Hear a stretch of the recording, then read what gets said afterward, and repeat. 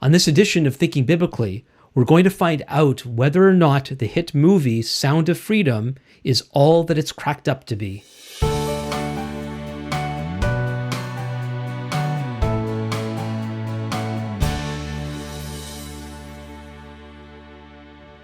Welcome to Thinking Biblically. My name is Alan Gilman. Thinking Biblically is a podcast dedicated to exploring how all of Scripture speaks to all of life. As some of you may know, I was planning on taking the summer off, but some weeks ago, my wife and I went to the movie Sound of Freedom. It seeks to represent the true story of Tim Ballard, who has dedicated his life to the fighting of human sex slave trafficking. And I know some people doubt whether anything like this is really going on. And so I reached out to somebody who's worked in the Canadian Parliament, who's been very involved with the issue of human trafficking. And so in a few moments, I will introduce him to you as we discuss this issue together. Before we do that, I want to remind everyone to please subscribe and to like and to share. That really, really helps. Also, you could always be contacting me at comments@thinkingbiblically.org. And so now let's go to that interview. For the past 16 years, Joel Oosterman has been working in the Canadian Parliament to end human trafficking and online exploitation. He is currently the Director of Policy and Communications for Member of Parliament Arnold Viersen. Prior to that, he was Chief of Staff and Senior Policy Advisor for MP Joyce Smith. Joel's initiatives have included identifying and implementing strategies to successfully increase public awareness and engagement in efforts to end human trafficking. Joel contributed to the development and launch of the Canadian government's 2012 National Action Plan to combat human trafficking and assisted in drafting two successful private members' bills. They were to strengthen law enforcement tools to combat human trafficking. He was also involved in facilitating the launch of Canada's all-party parliamentary group to end modern slavery and human trafficking. Joel serves on the Leadership Council for Safe Families Ottawa. That's a Canadian charity that provides care to children in desperate family situations through a network of volunteers. He is married and has 4 children. And apparently this is his first podcast interview. How are you feeling, Joel, about doing this? I'm excited. I'm excited. Yeah, we were talking before, and I like connecting with my guests. And full disclosure, we do know each other. I don't know if you'd say we know each other well, but we've been the same places at various times. And but this is likely going to be our most serious conversation. And quote unquote, looking forward to it. It's a difficult topic, but I'm so grateful that you've been willing to come on and discuss this with me. So one of the reasons for doing this at this time is because of the film Sound of Freedom. My wife and I saw that several weeks ago. It was the first or second week that it came out. I know you recently saw it with your wife. What did you think of it? What did you think of Sound of Freedom? It was interesting to watch. It's so I with the work on human trafficking that I do, and in terms of fighting it, I've often avoided watching TV shows and movies around it, partially because when you kind of go through it throughout the day, the last thing you want to do is go home and kind of see it more. And so this is the first probably human trafficking related film I've seen in a long time. But my wife and I went and saw it. I thought it was well done, and just in terms of like the filming, the acting, right? Like is for a small budget movie is well done. I think that it presents a very small part of the issue of human trafficking, and which is child sex trafficking, specifically when a child has been abducted or and that's quite a small part of it. I thought I asked my wife when we came out like what she thought of it, and she's also been involved in the issue of human trafficking for many years, and her response was, I wish it showed a bit more of the picture of human trafficking. But for what it did show, I thought it showed it well, and in a way that is not exploitive, which sometimes things coming out of Hollywood can be, and show it in a more exploitive way. And so I think that they did it well. Um, I think one of the things that I appreciated about the film that might be different from what other people appreciate about the film is more at the beginning, watching the main character Tim as when he's still employed for the Homeland Security, and he's doing these cases. I thought it was interesting how they portrayed the toll on him having to review the evidence, review the exploitation of these kids, and then turn that into a description, a warrant. And you can see the emotional toll it's taking on him. And to me, I thought that was somewhat powerful and what people don't always think about. I have friends that work on cases like this, and I can't imagine what it'd be like to have to watch this type of exploitation and then type it up every single bit of description into a warrant, for example, to get evidence or to get an arrest. That takes a lot out of someone. And so I got that from the beginning. And also even just building a rapport with the original child predator, where he tries to build a bit of a rapport with him and identify with him. And then having talked to law enforcement that have had to do the exact same thing, that also really gets to you when you have to pretend to be something that you're not, especially something so egregious. The other thing I appreciated about the film was that it didn't try and shy away from the U.S. as being the biggest source of demand. Right? They are quite open, like like we are a huge part of the problem. Why this is happening, and so I appreciated that about it. That it's that they were open about that. So I want to jump to this question. There's so much we could talk about. So you talk about the U.S. being the largest. I don't know if you used the word consumer, but how does Canada compare? Is this an American problem? Yeah, I mean, it's a problem everywhere.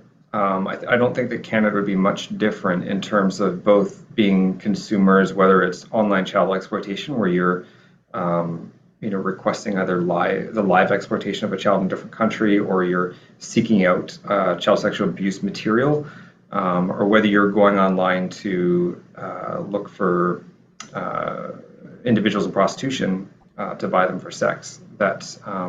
I think that it's probably going to be similar in every country. And some studies have shown that the rates of, say, men buying sex are pretty similar around the world in terms of the demand that it creates.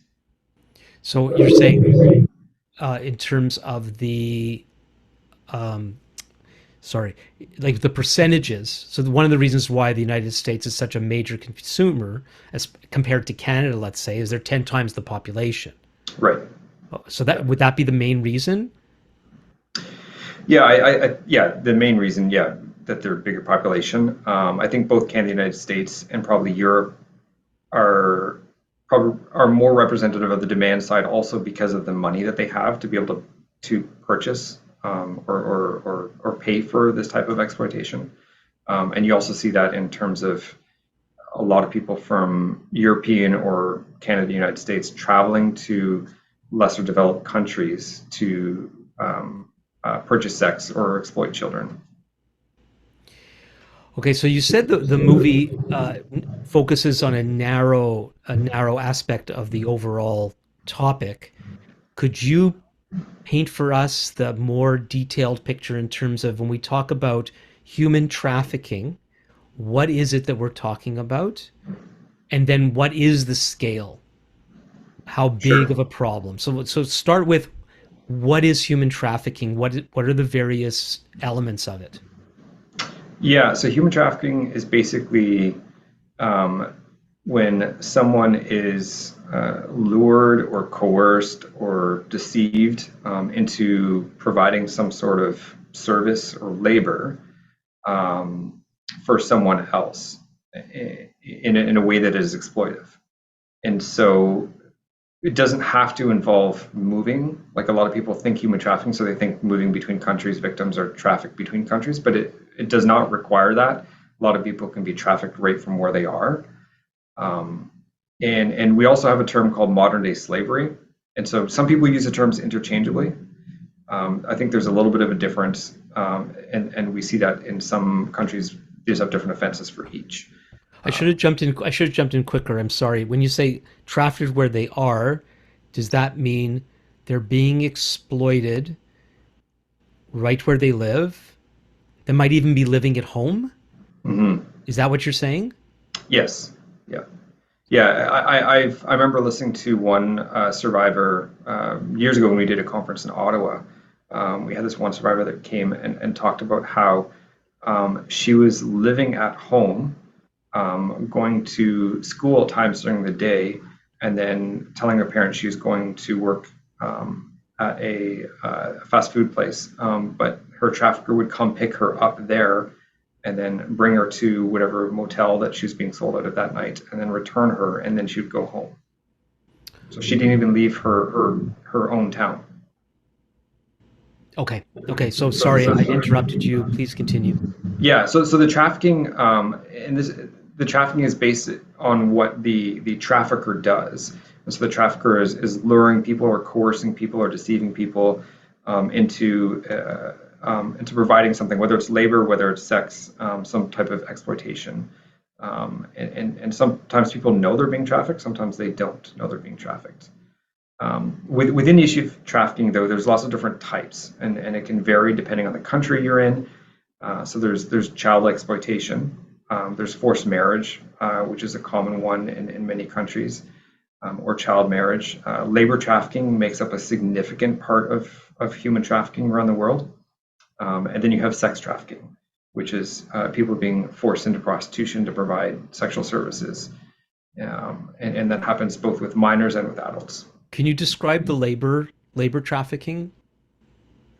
Yeah, so that can look like anything from a brick factory in India, where people are in debt bondage, and sometimes even for generations in debt bondage, where they've taken out a debt, and to repay it, they are enslaved, and the debt just keeps going up and up. Or it can be people being brought to Canada. We have a lot of foreign workers that come to Canada, or migrant workers, and sometimes they're working in restaurants, on farms, even on construction sites, or as nannies. All of that can be a type of labor trafficking where their documents are often taken away. They're threatened with deportation or arrest if they tell anybody. They're working 7 days a week, 16, 20 hours a day, without any or little compensation. And often they're being abused. And at times there's even overlap between labor trafficking and sex trafficking, where, for example, if you have a live-in nanny that's providing, childcare services, she sometimes is also sexually exploited by the males in the house, and that happens right here in Canada. So there's definitely crossover between labor and sex trafficking.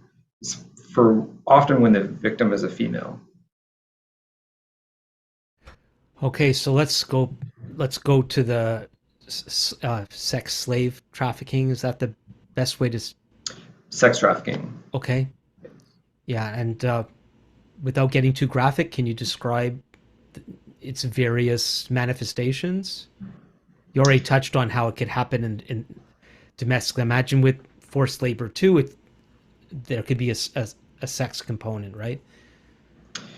Yeah, so again, it varies depending on where it's taking place. So in Canada, more often than not, but not always, more often than not, it happens through a method called the lover boy or the boyfriend type of trafficking, where an older guy will identify a younger person, often a female, usually in their teens, that appears to be vulnerable, and they'll kind of get to know them, befriend them, make them feel like they're loved, that they love them, usually shower them with gifts, um, and eventually start to encourage them to do things, do sexual services for other people. And sometimes they'll be like, hey, if you do this, like this will help us get ahead. Maybe we can buy a house. Maybe we can go to here. But I just need you to do this a couple times. And then it turns into more and more regular. And all the time, the victim thinks that their boyfriend loves them, and she's doing it because she loves him, and she thinks he loves her, and everything's fine until she decides maybe she wants out, and that's often when things get violent, or more there's more psychological or physical abuse, and when they try and leave or get out. And so a lot of times the victim may not even know they're being trafficked. I've heard from survivors that they didn't realize they were trafficked till after they left prostitution here in Canada. And then another type of sex trafficking or sexual exploitation features children in other countries that are either exploited by their own parents or sold by their parents, because they need money. And so, for example, this is a big thing in the Philippines and Southeast Asia, like Cambodia, Thailand, where kids can even be trafficked by their own parents, exploited by their own parents online. And again, the demand's coming from North America. There's a case a couple of years ago of a guy in Saskatchewan that was paying for the live exploitation of kids by video. And thankfully, they caught him and they rescued the kids out of that. But he just represents a tip of the iceberg. I mean, this happens so often; it's hard for law enforcement to keep up with how often this is happening, to be able to catch these guys and bring rescue to these victims. So this is a case where this is happening online. The child is still likely in their home country, and then people in Canada are. It's an evil Zoom call. Yeah, and the reality is that you can go online right now and make a very specific request about the type of child you would like to see exploited live, and within minutes that can be available to you. It's so prevalent. Are Um, there are there North American middle persons um, involved in that, or or is that all offshore? I think just the way that our technology works, like the middle person is not really even needed, in North America. Like it's direct to the country. And again, this is one of the challenges with the film when it presents it as like this is what human trafficking is. In a film, it shows the parent trusting someone else with their children, and that happens, right?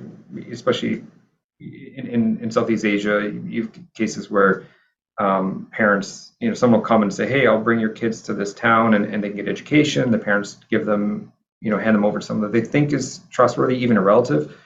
But it's interesting in the film that beginning part is followed by clips of actual kids being just randomly abducted.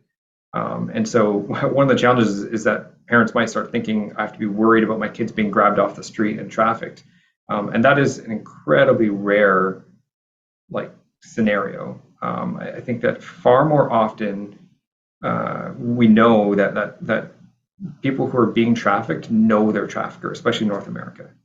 It's someone that they know well, someone that their parents could know well, and so the idea of stranger danger that kind of comes across is not a reality in North America as much as other types of trafficking. Now, of course, you're not saying it doesn't happen at all. I don't want to freak people out unnecessarily. You're not saying it doesn't happen at all, but from your experience, it's not. It's far more common in other countries. Right. And, Um, even there, it's not all that common. Like it's usually again, it depends on the part of the world. That trafficking can look different in each part of the world, right? The people always find a way to exploit others by their situation. And in Canada, a lot of the victims are between the ages of 14 and 16, in their teens, and a lot of them there's a serious issue of kids who are homeless. And I think that's one of the things we need to look at too with the issue of human trafficking is what gets them to the point that they are vulnerable. For some, it's previous abuse by a family member or a friend. For some, for example, within the LGBT community, there's a lot of kids that get forced out of their homes and they end up on the street. And so it's a way of surviving. Within the Indigenous community, there's a lot of youth that are lured from reserves to big cities, looking for more opportunities. And so there's a lot of different factors that create a vulnerability in Canada, that make traffickers be able to find these kids and exploit them for profit. um, before we continue on in some of the possible examples, and this is such a difficult topic. I know you've been involved in all sorts of things that have sought to combat human trafficking, but how do you? Why should we trust you? Well, how do we know you're not just making this up? Or you're deluded, Joel. You're deluded. Well, I mean, I have. Um, it's easy to point to studies and research, and there's a lot of great data out there. The Canadian Centre for to End Human Trafficking has a lot of great data around this. They just had a report come out, I think, yesterday, showing some updated statistics about how much is happening in Canada. So who's Um, they? the Canadian Centre to End Human Trafficking. Okay. They have a report that just came out yesterday that kind of shows the growth in the calls they get. They run the Canadian National Hotline for human trafficking. And I'll give the number right now just because it's a good number to have on hand. It's 1-833 900 1010. So 1-833-900-1010. That's if you know someone you think might be trafficked, if you're being trafficked, that's a number that people can call 24/7, multi-language, and so it's good to have on hand. So how busy? Um, How busy would um, full disclosure, for all sorts of reasons, people are not going to believe you. mhm. It's too horrific. Um, and people take sides very quickly. They're quick to dismiss things. Other people are quick to embrace things that they hear and see. Uh, how how busy how busy is this hotline? What percentage of the calls are either hoaxes or just not, you know, Mhm. not the real thing? Do you have any idea? Yeah, so I can tell you that the first year that they started, they got about 1,500 phone calls. That was in 2019. That's In for the 2020 year. for the year, yeah. Okay. In 2022, so the last kind of full year, they received almost 5,000 phone calls. Okay. People Out can of do the that, math and figure out how much that is per day. yeah, that's I'm not good at that type of math. But um, but out of that, like for example, last year, like out of that, they were able to identify over 300 cases and From the hotline itself, from from the that hotline source. itself. Yep, and about just over 500 victims. Okay. Now that is, they will tell you this, and I can tell you this. That's the tip of the iceberg. Okay, so when people say that, they say that about a lot of things when they Yep. pull out statistics. And everyone out there, forgive me for sounding a little cold, but we do want to get to the bottom of this. We want people to, either this is something that is really as horrific as it sounds, and then we need to respond, and we'll talk about that in a little while. Or somebody's making a bigger deal out of this than it needs to be. So we like to be able to to clarify this. Yep. No, and that's fair. Um, So how do you know tip of the iceberg? Like that's a difficult. These represent the cases that we know of. How do we know that we don't know of these other cases? Yeah, yeah, no, that's fair. So one, law enforcement will tell you the same thing, right? They can go online, for example, and see the ads of people being sold, and they only have enough resources to be able to investigate a small number of them to see what's going on. So just the sheer number of ads. We know globally it's estimated about 50 million people are enslaved in some type of slavery or human trafficking around the world. That's up 10 million since before COVID. It's an estimate, What but it's a massive number. Um, is that because we know of them, or because it actually has increased? Do we know? I think it's largely because it's increased. For example, during COVID, um, a lot of the protective stuff came from Asia, and we know a lot of slavery was behind a significant amount of the masks and the gloves, and so even Canada had issues trying to source stuff that wasn't, didn't have potential slavery involved in making it. Wow. Um, and and so, but there's many different ways that it's grown. Part of it's just demand, right? We live in a very consumerist, materialist society, and so as with economies rebounding and people wanting to buy more and more stuff, that requires more and more people to make it, and people want to buy it cheaply. That's a whole. I mean, we'll probably talk about that in a bit and how to respond. But going back to like how do we know? I think the main way that we know that I know is from listening to survivors, survivors in Canada, and I think that's going back to the movie quickly. I think that's one of the missed opportunities in the movie as well. It's very focused on, and again, it's just it's a story. They're telling a story, but it's focused on the people doing the rescuing. And there's not a lot of movies that come out about the actual survivors and what they're doing. But they're there and they're speaking. If there's Canadians that are interested in learning about what happens in Canada, there's a woman named Timea Nagy. She was trafficked from Hungary to Canada. She has a book called Out of the Shadows. It's a fantastic book. It's a difficult read, but she shares her story. And there's many others like her in Canada that share their stories.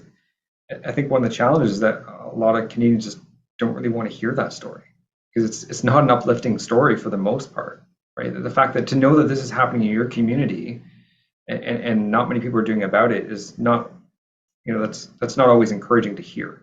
So I think a lot of people sometimes turn away. It's like I'd rather not. Ignorance is bliss. I think is a good way to summarize it.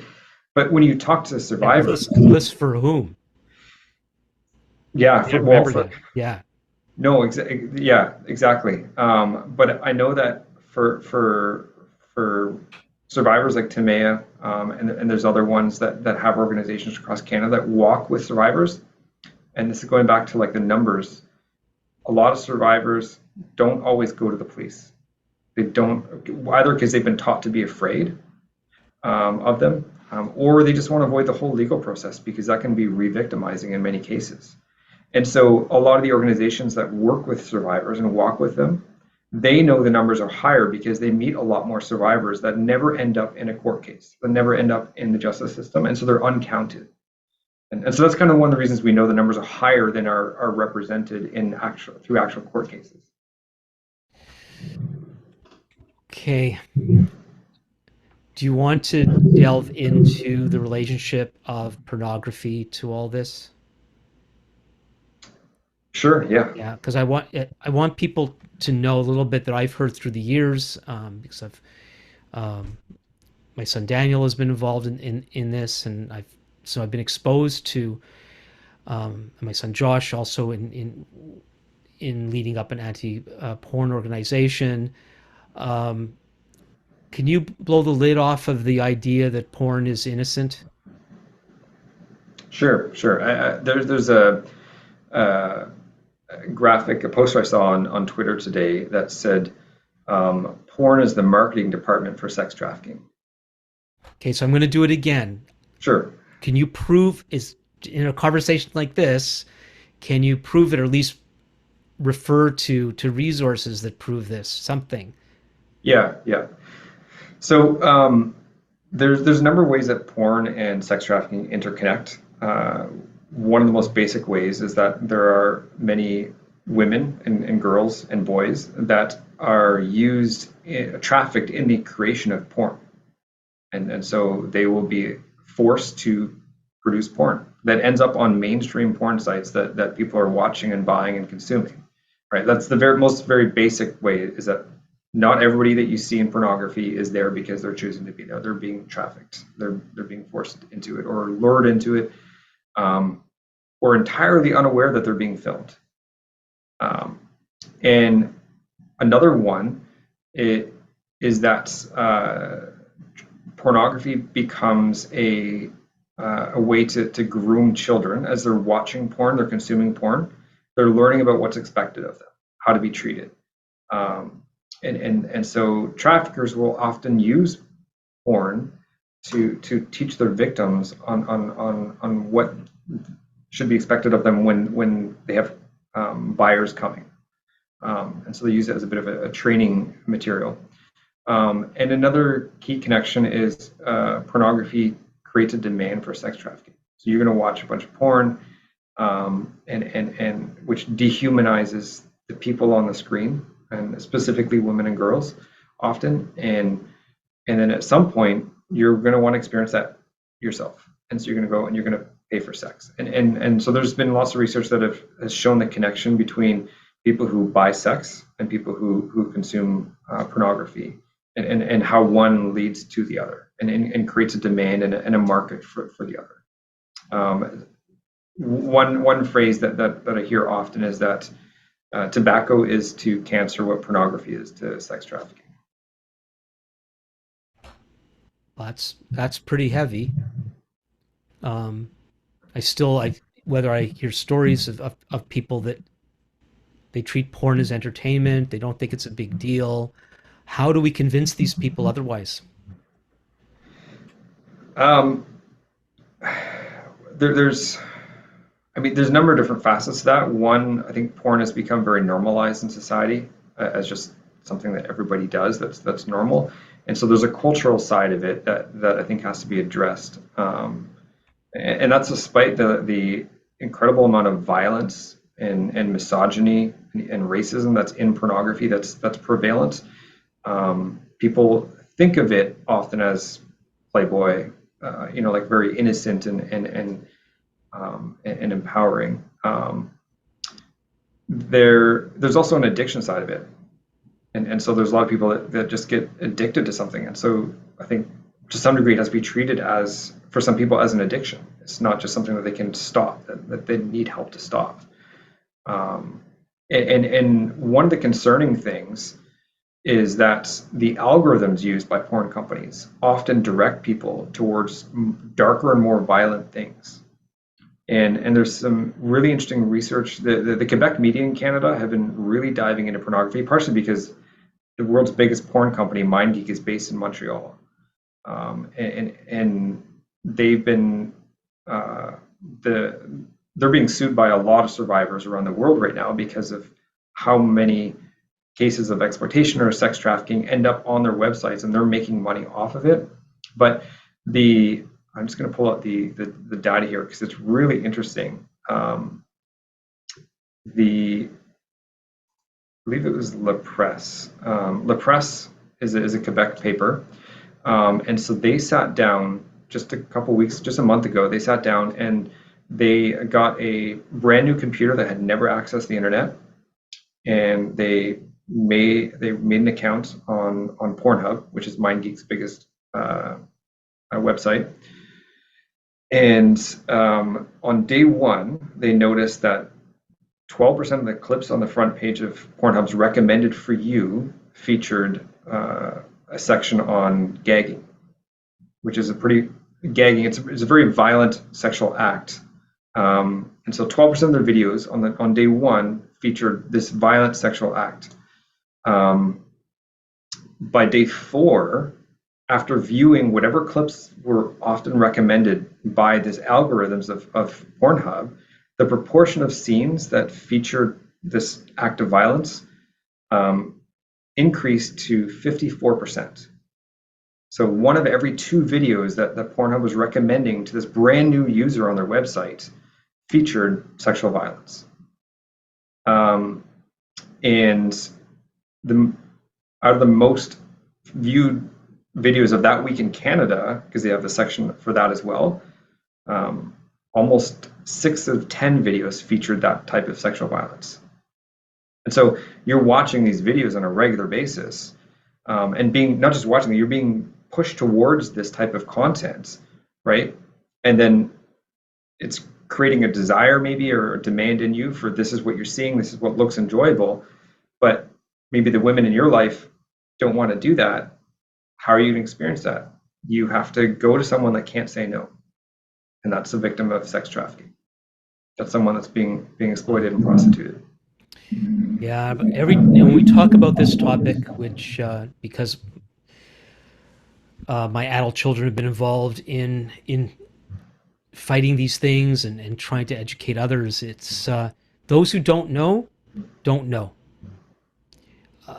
which apparently is a surprisingly low number, but they don't know. And then those who do know, very often they just the ability of human beings to lie to themselves. But just so that it's clear for folks, that the very act of viewing porn online is supporting abuse and is supporting sex trafficking. In that, like, even if somebody could justify that it is, it's well, it's I can't say beneficial, but enjoyable to them, and they think it's at nobody's expense. You are lying to yourself when you say that, because other people are suffering at your expense, and it's time for people to wake up, and see that. Um, wow. So do you want to draw? How big is the porn industry? Let's say in Canada. In Canada, it's so it's hard to say how big it is in Canada because some of which is global right now, and you got videos that are produced from like all around the world, and they can be sent in. And the so that's the thing with Pornhub is the MindGeek company created Pornhub to be like YouTube originally, so anybody could upload from anywhere. Um, and so anybody could upload from anywhere, and there is no attempt to verify the age of the people in the video or the consent of the people in the video, and then you could download it from anywhere as well. And that's kind of how Pornhub worked, and continues to seem to work these days for the most part as well. There's very little checks and balances and verification that goes into it. Um, and Instead so of thinking of Canada, I don't know if you have the stats in front of you, but I remember hearing this before. Just how many views, how many videos are uploaded, how many videos are viewed. The numbers are astronomical, right? Yeah, even Pornhub boasts. I think when they came and when they were hauled in front of Canada's Ethics Committee, I believe they boasted 4 million Canadian viewers, and which is a significant part of our population. Um, and that's just their one website. They own 80% of the websites, porn websites in the world. And so they estimate it's a $50 billion industry. It's just a massive. Their viewers bring in more.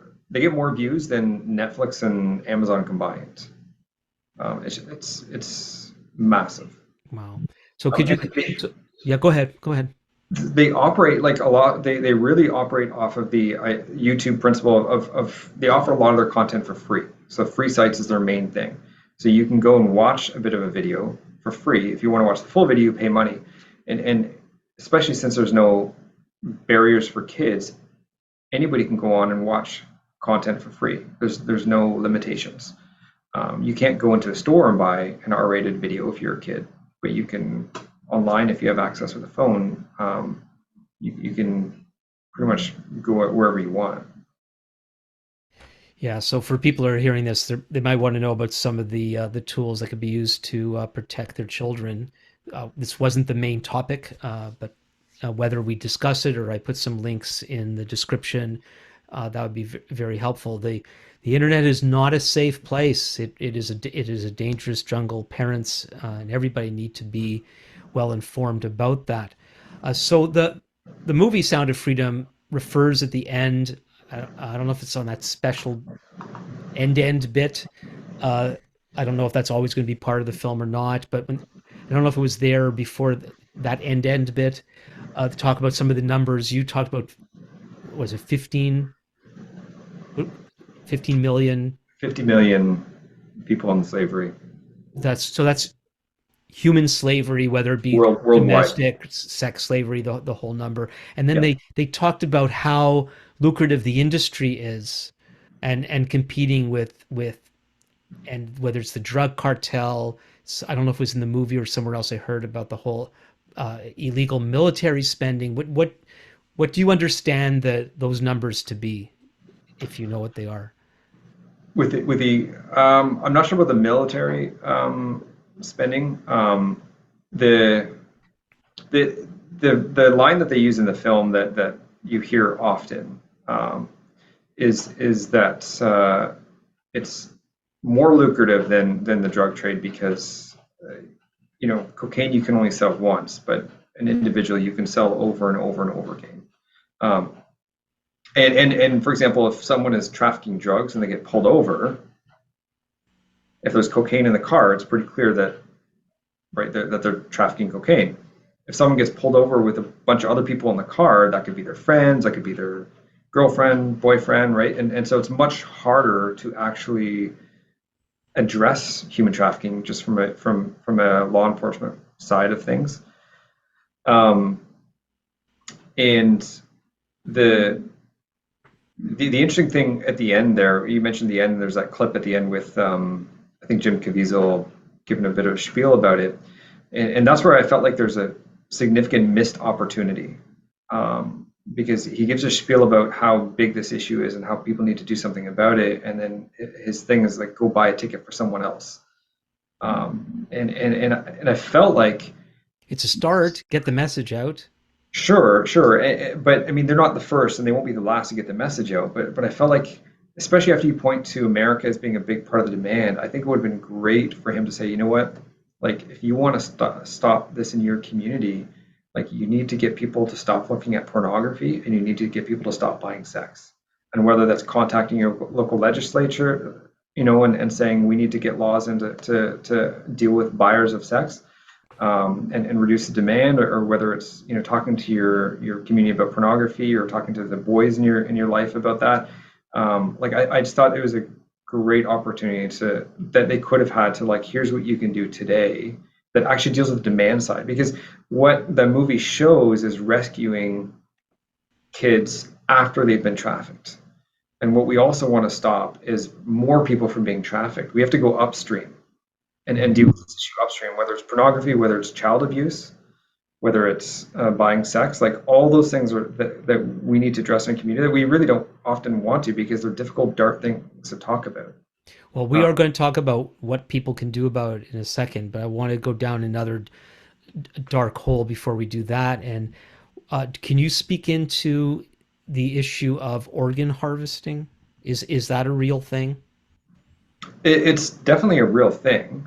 It is not for the most part, not a significant part of human trafficking. But again, it depends on the part of the world that you're talking about. So organ trafficking is is specifically a big thing in China. Well, there's so some people sell their organs. Is that Right. not right? But then there is the actual assaulting people, and I heard a story like this recently, um, where in another country a child went missing and turned out that they actually removed an organ to sell. Hmm. And I'm sorry, folks, I'm not going to refer to the people I heard it from, and maybe that's not sufficient for you to, because I like backing up what I say, but I can't at this point. But apparently this exists, and that's why I'm looking to someone like Joel to confirm such things.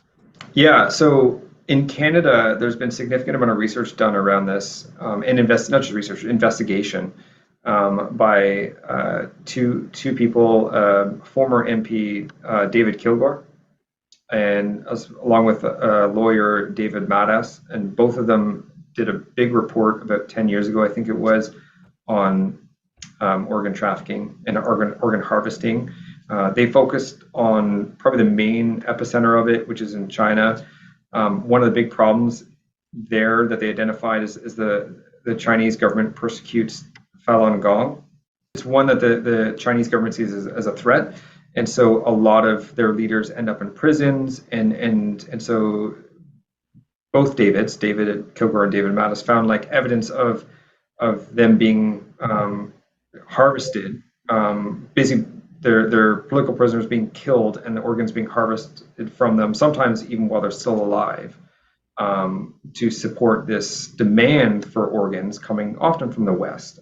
People will travel to China or to other countries in the region if they need a kidney, if they need, and they can't get it here. So it's not as prevalent as sex trafficking and labor trafficking, but it still is a thing. Well, that's the thing. It's a thing. It's a horrible thing. Before I ask the question about what we can do about it, how effective is the all party parliamentary group? I looked it up before we started today, and it was nice to see so many MPs and senators from all parties. Seem to be very well represented. Is How effective is it? What are you allowed to tell us? Yeah, no, it's it's easy working on Parliament Hill to get discouraged by a lot of the partisan stuff that takes place. That's how this place operates and runs. But I'm always encouraged, and I think what often keeps me going is seeing what can get done when people work across party lines. And so the All Party Group has been really effective on a number of different fronts. They were able to work together to get a motion passed in Parliament to have February 22nd recognized as National Human Trafficking Awareness Day. And that goes back to the work that my former boss, Joy Smith, had done on human trafficking over the years. And her original motion on human trafficking that passed in 2007, passed on February 22nd, 2007. And so that's what Parliament, that's the first day Parliament like kind of declared that this was a horrific thing that we needed to do something about. The All Party Group operates with 4 co-chairs. So a lot of groups on the Hill have 1 chair and some vice chairs.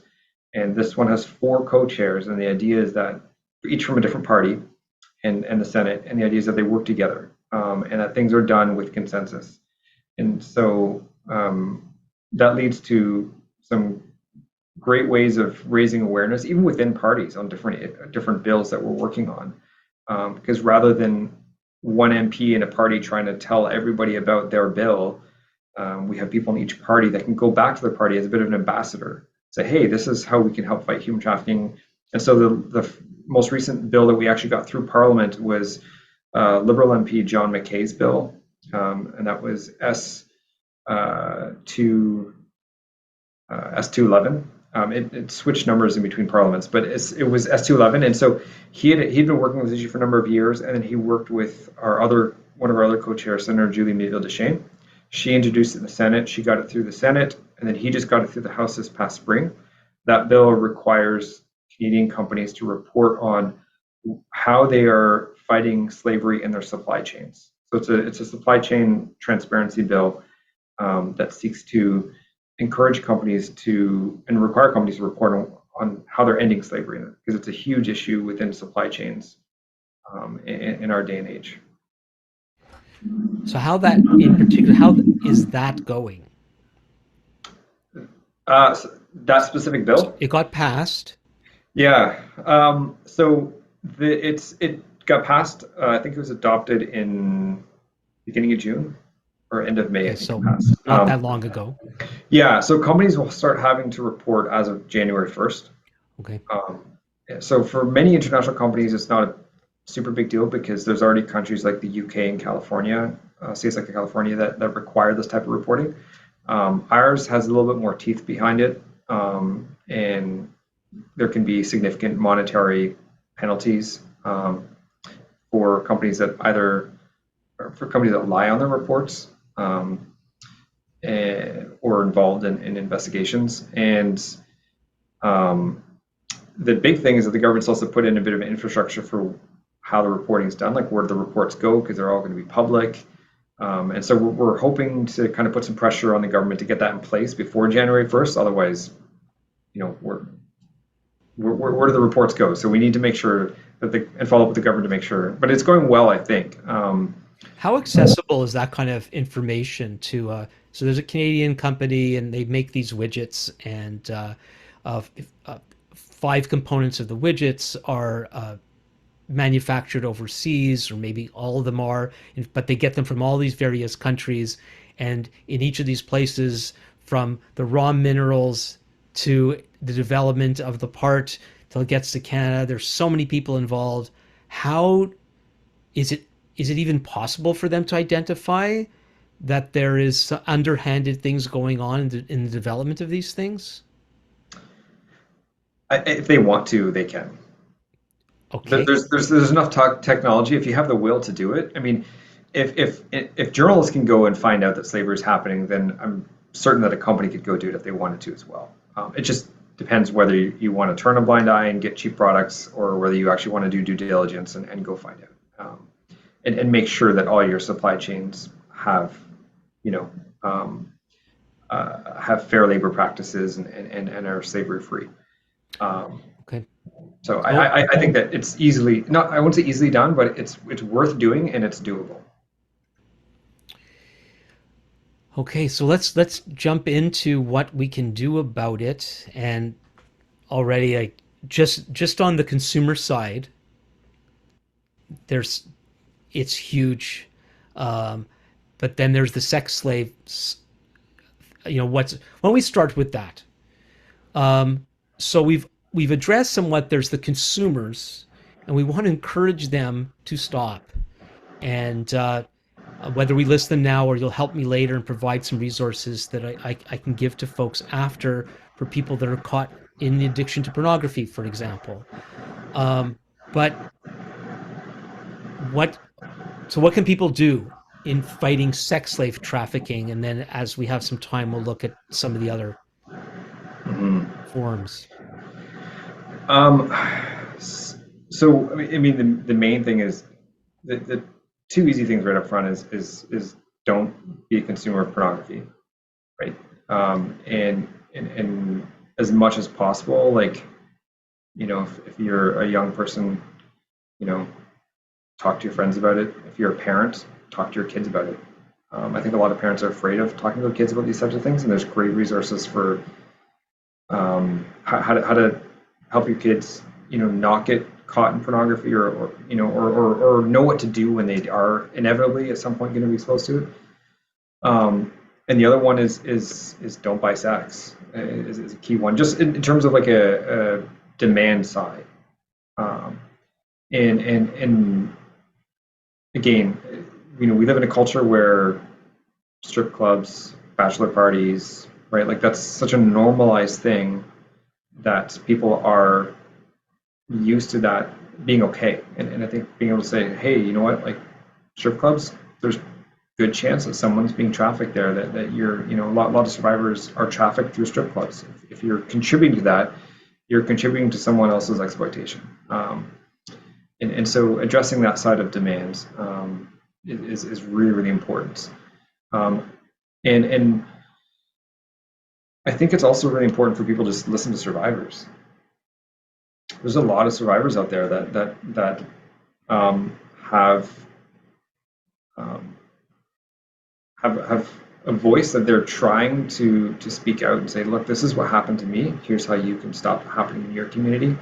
And so whether it's reading a book they've written, whether it's inviting them to come speak to your church or to your community group, having their voices there, is so important to being able to raise awareness and I think create some cultural change that we desperately need. Will you be able to provide some resources where people can get survivor stories? I know you mentioned one book, but I'm sure there's other. Yeah, I mean, across Canada, there are, in every major city. There's great organizations that help people recover and involve survivors, and a lot of those survivors are want to speak out more.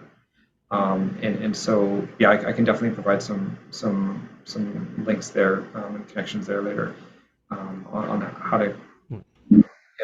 And then are there there's the writing to legislators, and that sort of thing, and maybe there too, if you can provide uh, good links of how to support efforts to fight human trafficking, and then organizations that are actually working on the ground. Maybe people can support by donating or however they might be able to volunteer.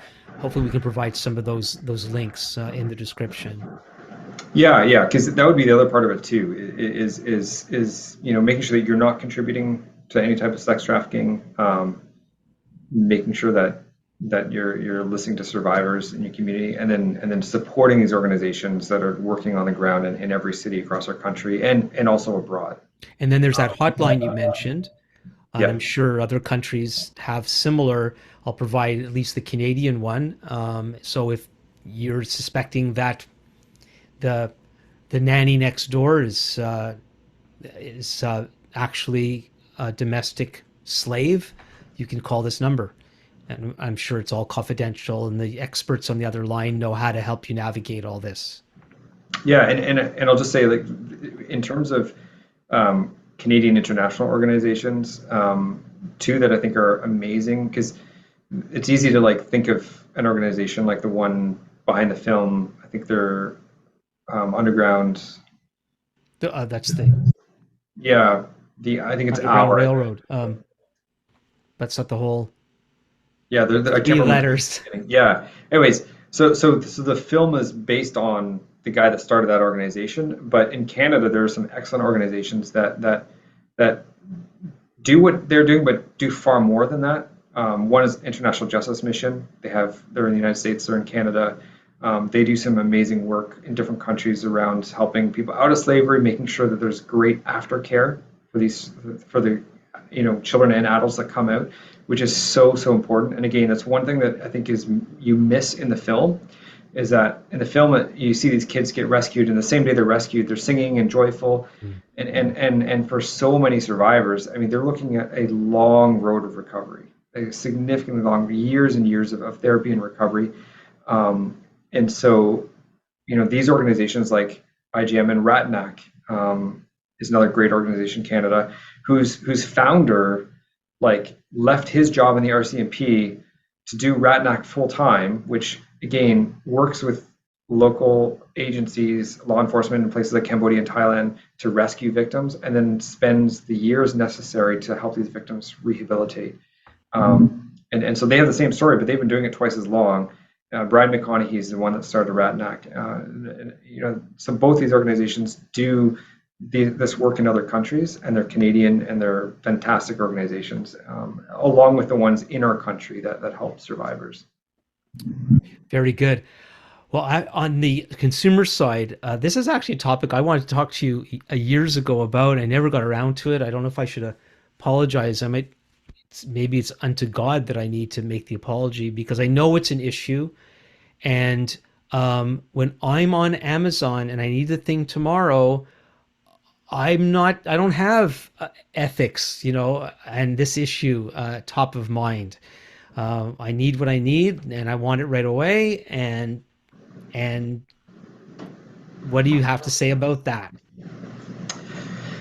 Yeah, so that's more like we talking about the forced labor side and Yeah, the consumeristic society. Yeah, and that is a big part of it. And I'd say that's the labor side of demand is our desire to get things quickly and cheaply, so that we can just discard them. And a key, I think, example in our society is our cell phones, which actually we're willing to pay more for. We like big expensive cell phones, but whether you buy an expensive cell phone or a cheap cell phone, many of the components in it are rare minerals that are often mined in places like the Congo, where kids are forced and adults are enslaved to mine these resources.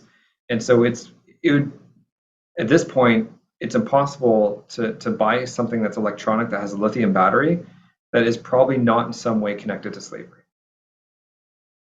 But we want our devices. And the very fact that every year we need a new device and the most upgraded phone just feeds into that demand to produce electronics quickly and fastly and cheaply. And all the major companies, like companies like Apple, have long been investigated, been found to, at some point in their supply chain have some type of slavery. Um, and I think as consumers, we have to be careful and do our homework, whether it's the type of chocolate we're buying, whether it's the coffee we're getting, whether it's electronic devices we're getting, and to try and avoid feeding more into this constant demand for the latest and the greatest. yeah. But let's try to park here for a moment, and I know we've gone longer than I had planned, but we can't stop here. So there's what you described about the lithium batteries, for example, like all of our cell phones, so many of the electronic computerized devices of today depend on certain minerals that are mined in Africa and so on, and are either most likely or for sure um, they're mined with the use of slave labor, and then we get kind of stuck there. And here's what my biggest concern is, and I almost don't want to ask the question. When we think about that and we think about how the problem is so big, and yet we become so dependent upon some of these things, it seems to me that it creates a cynicism where that could prevent us from doing anything about anything because we're not doing it on this one. So we look in the mirror and see we're the ones who are guilty. Then we could so easily just throw up our hands and just, you know, live life with no changes, and just let the evil continue to expand, to develop, and so on. There must be something. If should we be? What do we do? What do we do, Joel? Why should I not? Well, the thing is, throwing out my cell phone isn't going to make much of a difference. It may, and then we go through that as well. But what are the alternatives? How do we put a stop to this evil? Um, I mean, at a very basic level, one, just not giving up, like not thinking it's impossible to end, right? Like the Atlantic slave trade, I think at the beginning seemed impossible to go against, because it was legal and it was widely accepted and it was very profitable. And so it's easy to look at forced labor and these products that are being created through slavery as like there's no way, like we live in a consumer culture that's not going to change. There's no way we can do anything about it. And if we all think that, then none of us are going to do anything about it.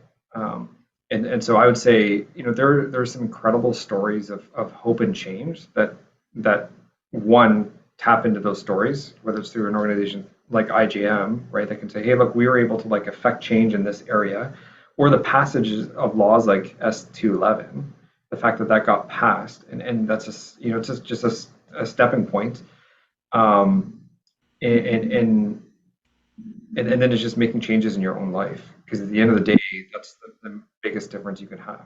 Um, so when you're in a store and you see a shirt that's like, $5, and like, there's no way this can be made for $5. It's probably because it can't be made without slavery and sold for $5, right? There's probably slavery behind it, so don't buy it. Um, and Yeah, so it's easy. So if you could give me a list of products that have been confirmed to be produced partly or fully by slave labor, this coffee bad, this coffee good, this shirt bad, that shirt good, that would be easy. And maybe there are posted online lists of bad companies, questionable companies, okay companies, and this sort of thing, and that would be helpful. But I don't. What do we do when it's an industry that seems to be completely corrupted by human trafficking and slavery? So, do I use my cell phone that's been produced with the help of slave labor to fight slave labor? Is it and well, I imagine that could help me sleep at night. I mean that yeah, I think a lot of people often find out that there could be slavery involved after they've bought it, right?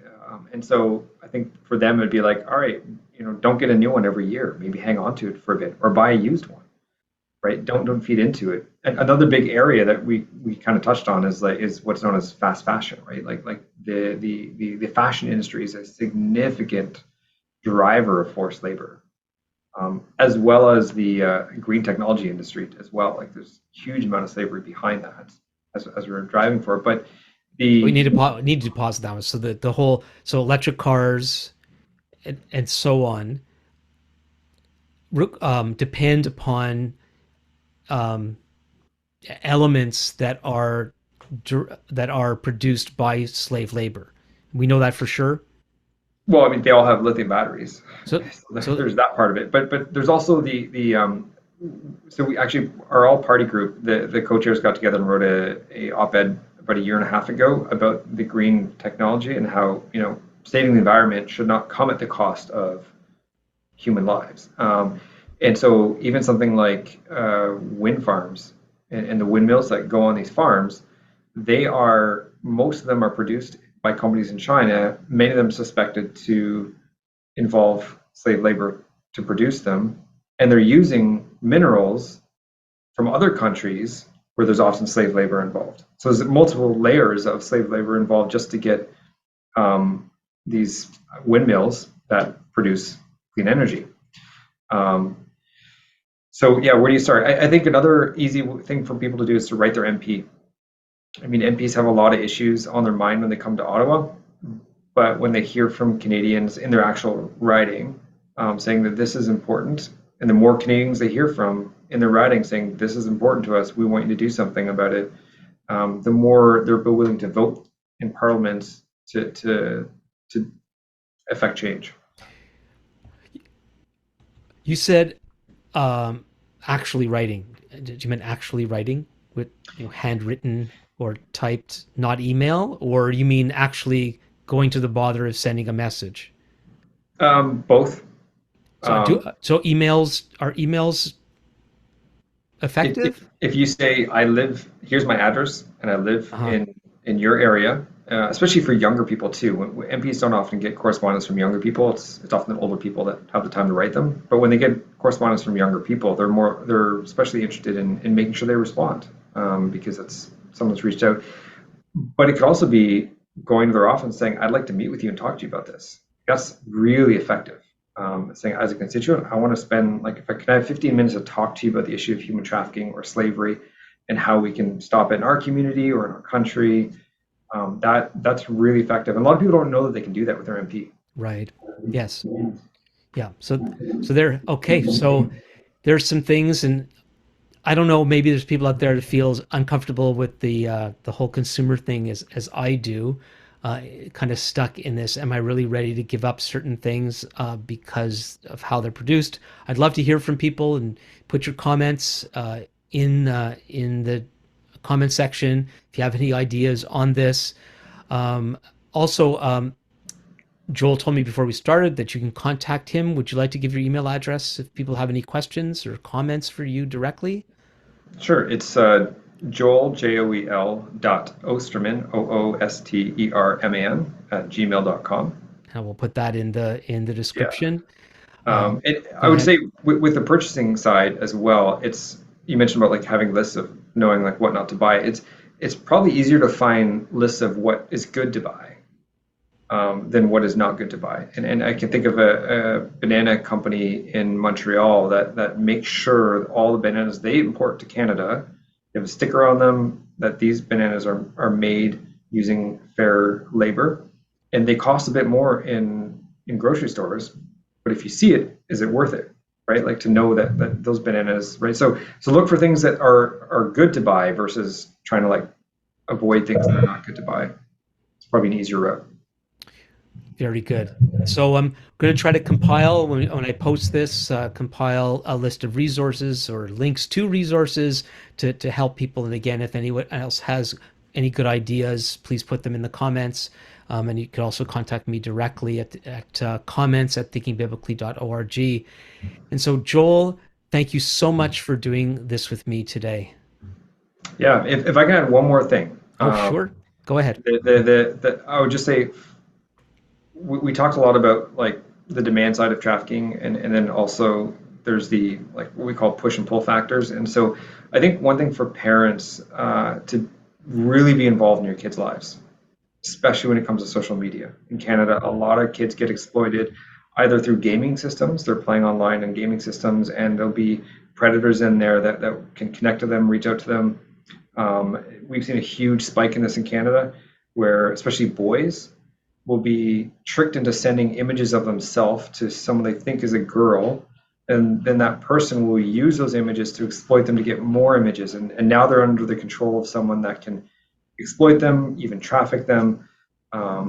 A lot of the traffickers that lure girls and younger people do it through social media. So as parents, like, you really have to be paying attention to what your kids are doing on social media, and then also just telling them about this reality. And I remember hearing from my old boss was talking to a family member and saying, "Hey, you should talk to your kids about human trafficking." They're like, "No, I don't want to talk about it with my kids. Like, I don't want them to know about this bad stuff, but your kids need to know about this, and need to know how they can be targeted. It's so critical." Well, that is excellent advice, and hopefully people are going to heed it. And yeah, when we close off, we'll talk about getting some of those resources up. So again, thank you so much for doing this. Yeah, happy to be here. Thank you. Well, that's one heavy topic, an overwhelming one, and hopefully what we could all take away from my conversation with Joel today is that there are things we can do. We may not be able to fix the whole problem, but invite everyone to seek God as to how we could be involved in making a difference in this very serious area. Remember, if you want to contact Joel, you could do so at his email address. That's joel.oosterman@gmail.com.